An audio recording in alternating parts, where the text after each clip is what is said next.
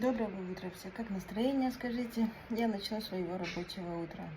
Два работника сбежали с рабочего места. Учитывая тот факт, что мы даже предоставляем жилье, они просто сбежали.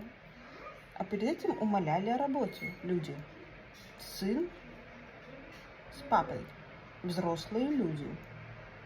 Как вам мое утро? Интересно, что говорить заказчику? Куда пропали работники? Работали новенькие 3 дня. И вот, ни здрасте, ни до свидания, ни спасибо, ни пожалуйста. Помахали друг другу, наверное, издали ручкой и просто сбежали. Вот так вот себя, бывает, ведут взрослые люди в наше время.